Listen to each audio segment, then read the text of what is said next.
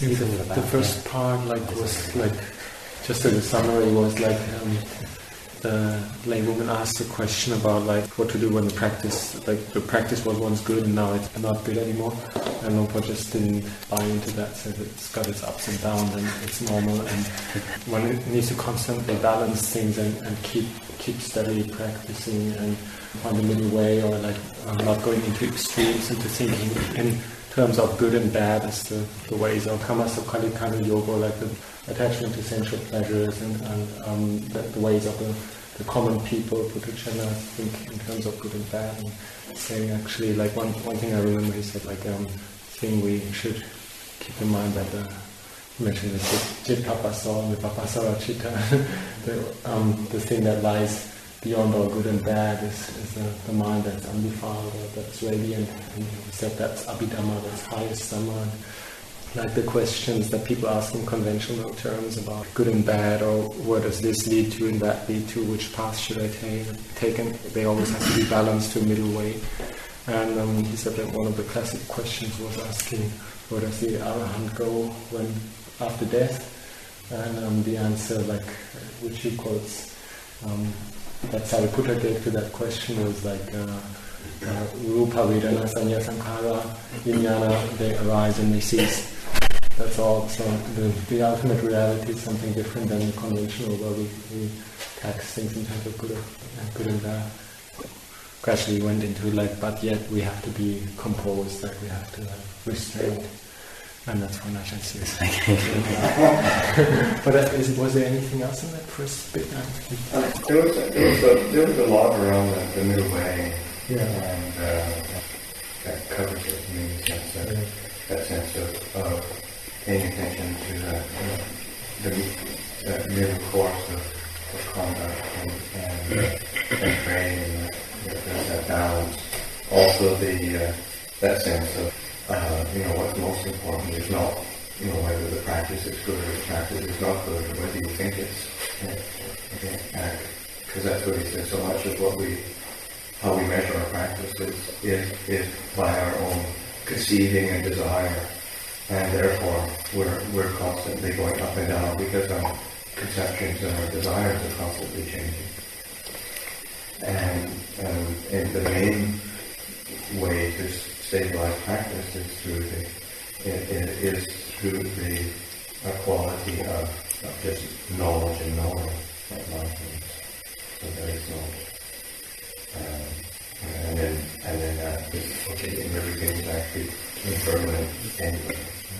So when I came in, then Luang Por was beginning to talk about this word samvara, which means restraint in Thai, samruam, and said one way of understanding this, is simply put, is just being heedful. We're constantly heedful or mindful, in all four postures. And we can also increase this or test this by undertaking certain practices. And that's a way of testing ourselves, testing our restraint or our strength. He gave a simile. Did you understand about this water, testing a water? Was it like a water system? The fire? I didn't understand that. But basically, with ourselves, if we take on too strong practices, or we're just not up to it, then we kind of collapse. But Luang Por said, if you do kind of collapse under the strength of your determinations, then get up again and be resolute. Don't just go to sleep. So it's like fighting, basically. Dhamma practice is a bit like fighting. You challenge yourself, then you get knocked down, and you stand up again. Round two. And so this principle of testing yourself is one aspect of going against the stream of your own desires. When you challenge yourself and you go against the stream of your desires, then there's a feeling of dis-ease. It's not comfortable, misabai. But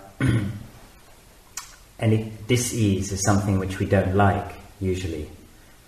We push it away, but actually it's what makes us strong. It's like an enemy.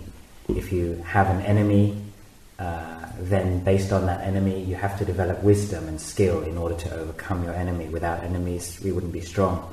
And we have to have, disease or physical discomfort helps us develop otton, patient endurance, and particularly with regard our moods and our thoughts as they arise. Patiently enduring mental suffering. This is what we call the Anita Ramana, the thoughts of those things which are not wished for. The pleasant thoughts, the itta ramana, the wished for thoughts, those things which we like, are also dangerous, or they're also suffering. He said that the unpleasant thoughts are clearly visible, but the wished for thoughts, the pleasant thoughts, are dangerous to us, but they come under the cover of dark, you could say. They're kind of stealth thoughts, because they feel pleasant, but actually in time we will suffer on account of them. And so one example is of undertaking the practice of refraining from speaking. Usually when you do that you end up thinking a lot, because we're very accustomed to speaking. I wasn't sure what Luang was saying, that he doesn't speak, or he did that. When you say this thing of tricking people, certain people don't always speak, and then you have to, at some point you have to. Like he's saying that he doesn't speak, but because of his duties and obligations he has to. Sometimes you speak about Dhamma, sometimes you speak in a more generally it's kind of like fun or relaxed way. And he said other times you have to trick people, like to be clever in how to not trick them in the bad sense, but to make them see their kilesas, or to stimulate, some getting them to see the truth. The Buddha, when he taught, he used to point out people's faults, point things out and point them again. So to refrain from speaking is good in one sense, because it makes you go against the stream. You see what methods, or see what ways of practice work for you. All our thoughts arise based on what are called our dvara, literally means doors, the sense doors, these channels which we have, the eye dvara, the ear dvara, like chakku dvara, sota dvara, and our ancestors. Then this was this example of closing. We're taught to restrain our dvara, our sense faculties, but there's this famous, I think it's from Chinese culture, this monkey who's covering his eyes. He is hear no evil, see no evil, speak no evil. It's like not a sign of wisdom, I was kind of saying. And then I didn't know this, it's some kind of become a protective amulet. It's actually they have a Buddha image that closes the eyes, ears, nose as a kind of a auspicious amulet. And then people use it in order to ward off knives and bullets, rather than in terms of practicing restraint. So Luang Por saying that if you just restrain by means of closing off your sense doors, then as in that's not the real path to wisdom, because you're just restrained through not knowing, through not experiencing anything. That's not true restraint. So this image is like a conventional image which has come to represent one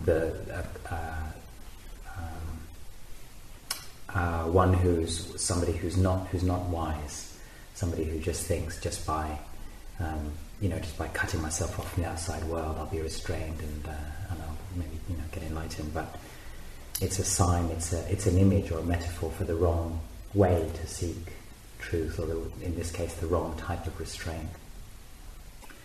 So the true way of restraint, or the good way, is to have great care and caution, so as not to be heedless or make mistakes, particularly in the light of what we call the loka dhammas.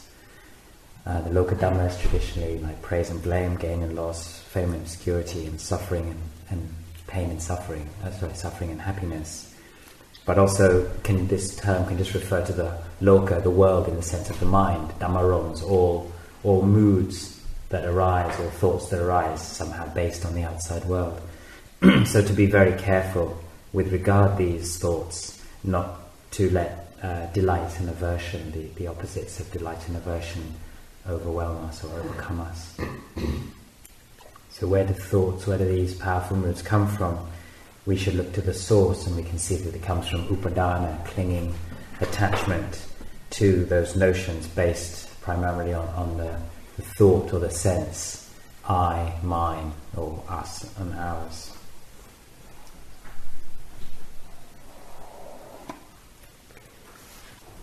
So this this giving of importance, or I think better translated is like conceiving as a self, conceiving this with this notion of an inherent self.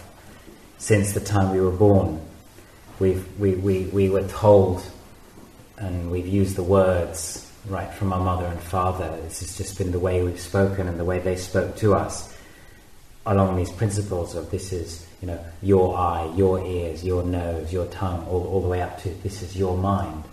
Or if it's us, it would be our mind, my ears, my nose, my eyes, my tongue, my mind. So we end up with this very clear view that this very strong conception of me and mine arises. Because it's all we've heard right from the time we were born.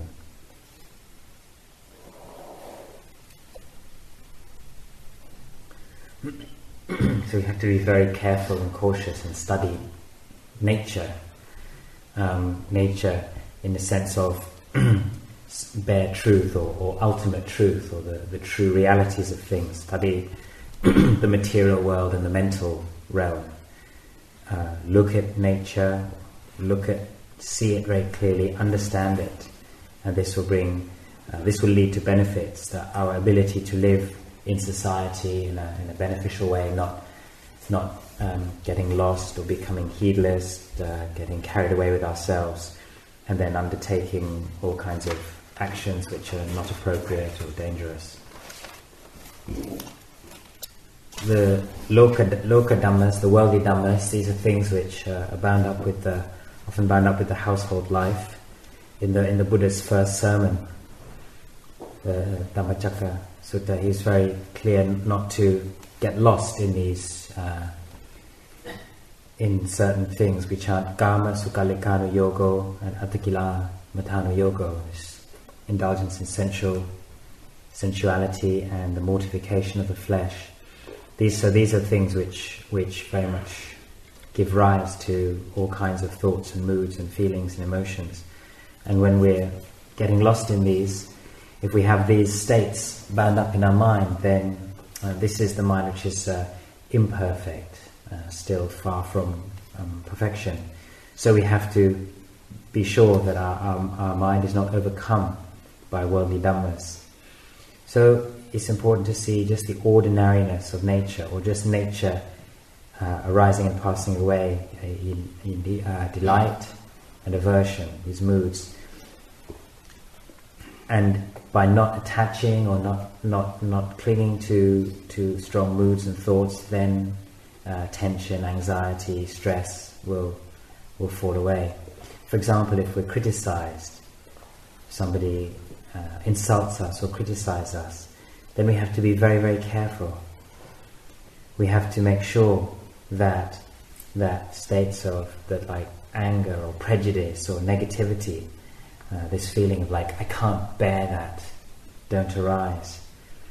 Because if we do feel those kind of thoughts, then it will get worse. Finally, there will be enmity will arise, and this is dangerous. One way of describing this kind of very strong emotion is bhavatanha. So if you see this and understand that this is very, very dangerous and be very careful, then this is the beginning of sammapatipada, right practice. Just see mind states or thoughts or emotions of delight and aversion, just as in the context of the ultimate truth, or just as phenomena arising and passing away. See them all as anicca.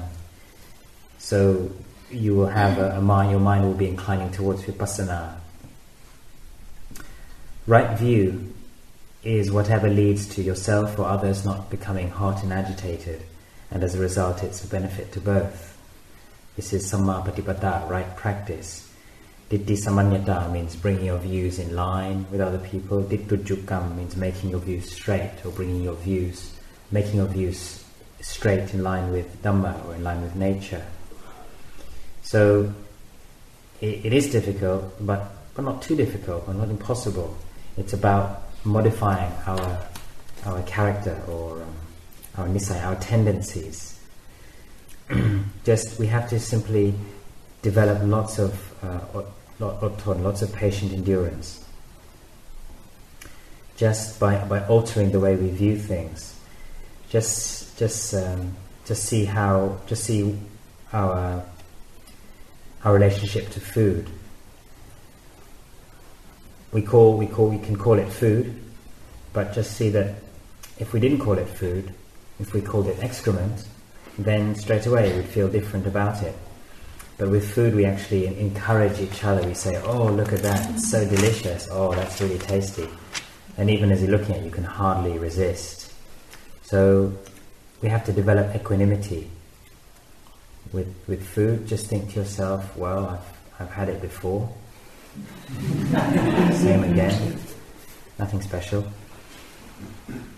Today we're drinking nampana, tea time. This is medicine. It's a liquid which helps keep us strong. If the body is weak, then this is our daily practice, or one of the aspects of our life, to come together and have a drink.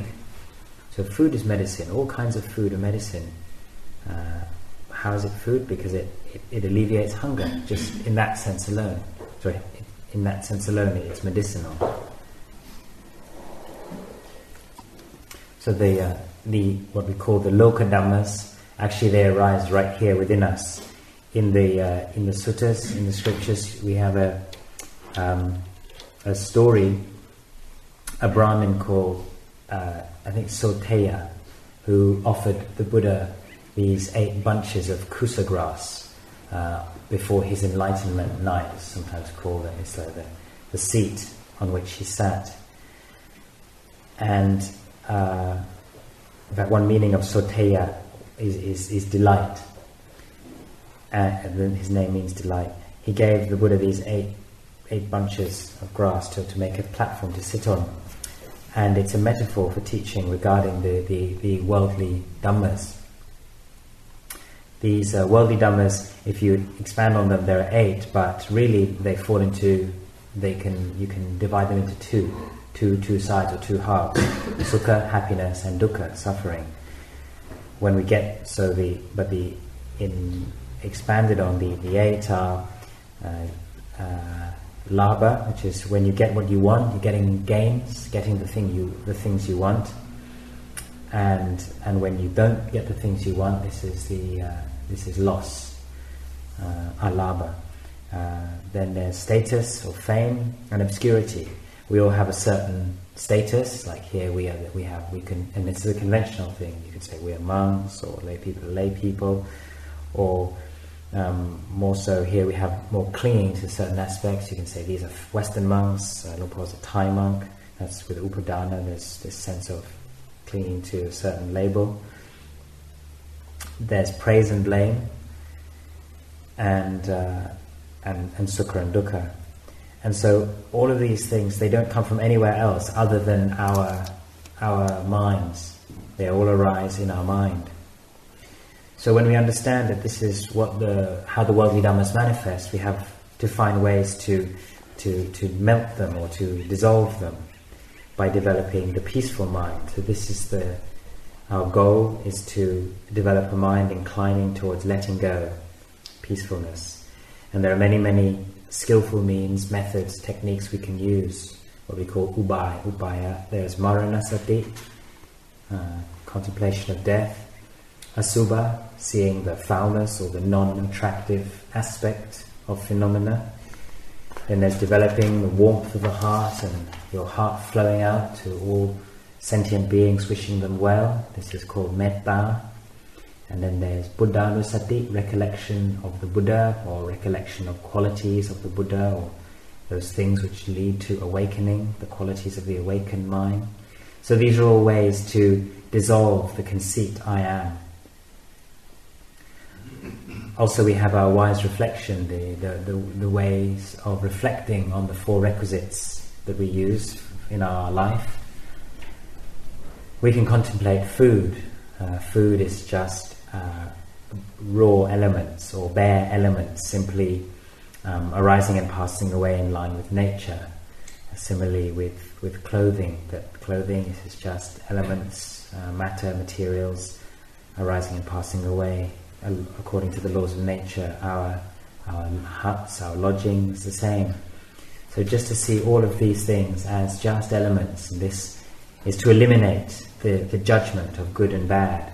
So thinking of Soteya and the 8 bunches of kusa grass that he gave the Buddha helps us to go beyond good and bad. So just is to expand this simile. You have the Buddha sitting on top, rising above the worldly Dhammas. So that was, in a sense, what enlightenment and the meaning of his enlightenment was, that he rose above the worldly Dhammas. He was living in the world, things were happening, but he was unaffected by them. So there's a pun in Thai. The Thai word for kusa grass is yakha, and one meaning of that is something which you get stuck to, or which you can't, which prevents you. Barrier, sort of lacking. So it's an obstruction. So you can never get satisfied. So again, this kusa grass is which is symbolic of the worldly Dhammas. So the worldly Dhammas are the things which obstruct you in life, and so the Buddha is sitting on them, these eight handfuls. So, and at the end, there's always a sense of lack in the world. There's always a sense of lack of, one never feels full, one's a slave of craving. Traditionally, in the old days, the Arya Pugalas, the noble ones, develop the mind or develop the viewpoint inclining towards letting go, or grounded in letting go. This is, the technical word is viraga, the fading or the abandoning of craving or desire or lust or attachment from the heart. And then, of course, quoting the Ratapala Sutta, a famous story in the Majjhima Nikaya. A young man, Brahmin called Ratapala, becomes a monk, and then he, after many years, comes home, and then right at the end of the sutta, he meets a king, and the king asks him why he went forth, and he gives these 4 summaries of the Dhamma, 4 reasons why. And so these 4 reasons are, he tells the king, what the first is to ask the king, isn't the world passing away? Can you prevent the world from passing away? And so the king says, yes, you can. Then another aspect is that none of us have any right or any ownership over our lives. We're not in control of our lives. Another aspect is that we all have to leave everything behind. Everything that we have to go on and leave it behind. And the last aspect is that we're all slaves of craving. Nobody can ever experience any true satisfaction. So this is a summary of the Dhamma, and this is pointing to viraga, or when we develop these thoughts, this inclines us to viraga, because otherwise we're always bound up with kilesas. Our minds will always still be bound up with the attachments or defilements, which prevent us from ever being free. When the mind is greedy, there's no freedom. When the mind is angry, there's no freedom. When we cultivate viraga, we'll go free from being bound up by the power of the attachment to self, me and mine. So that last one, this that we're a slave of craving, tanha daso, a tat kong tanha. We never know fullness. This apparently was a line that Luang Por Chah, Luang Por Chah's closest disciple, most senior disciple, used to like to quote. So this expression in the suttas, we're constantly lacking. There's no fullness. We're slaves of craving, and so in Thai the word is daso, in Pali tat in Thai, and so it's a slave is somebody who's constantly waiting or or having to work for somebody else, waiting instructions from somebody else. So as long as we're bound up with craving, it's like we're never free. We're always waiting for the next directive from the power of craving to tell us what to do. So the loka dhammas, these worldly dhammas, can we conquer them? The Buddha, he arose. He was born in the forest, on the ground, right here on this very earth. He was enlightened, sitting beneath the Bodhi tree, right here on this very earth. And he entered Parinibbana between the sal trees, the twin sal trees, lying right here on this very earth. So the meaning of these twin trees, one meaning is in between delight and aversion. His mind was attained to equanimity. He did see with his eyes, he heard with his ears, but no delight and no aversion arose on account of sight, sound, smell, taste, touch. So his eyes were peaceful, his ears were peaceful, or they were attained to peace, not because he'd closed his eyes or blocked his ears, but peaceful in that he was not affected by any external sense experience. So with practicing with regard to the worldly dhammas, then we can practice the Eightfold Path. Seeing the path in all its factors, there's 8 factors, but really we can simplify it to fewer than that. Just summarize it as sila, samadhi, panya. So there's the physical aspects, or rupatama, kama kaya, jai, that means seen. So the aspects of the path to do with the body, and then the aspects of the path which are the mental cultivation.